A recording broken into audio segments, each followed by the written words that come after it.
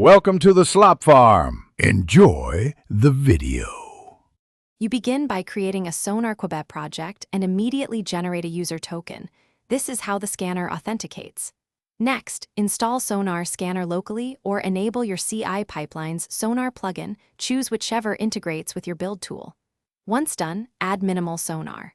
Project key Sonar, host, URL and Sonar. Login token to your scanner command or environment, then run the scanner from the repository root. This initial run uploads source and basic metrics, so Sonarqube can start calculating issues and coverage.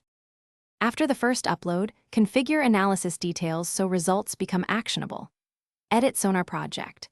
Properties to list source folders, test paths, and exclusions. This focuses scans and reduces noise. Make sure your CI config triggers branch and pull request analysis so every change is evaluated. In pipelines, pass analysis parameters or use dedicated actions. Also pick appropriate quality profiles and set a quality gate. These define thresholds for blocking merges. Once these are in place, run a full scan to populate rules and coverage data for accurate reporting. You finish by reviewing the dashboard, triage issues, assign owners, and prioritize fixes based on severity and technical debt. Fix code incrementally and rerun the scanner to confirm resolution.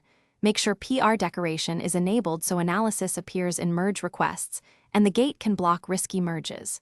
Finally, schedule regular scans and configure alerts to maintain quality over time. Troubleshooting tip: if results don't appear, verify the Sonar. Login token, scanner version compatibility, and network access to Sonar. Host, URL, authentication, or network errors are the usual culprits. Thanks for watching. Consider subscribing if we helped you today.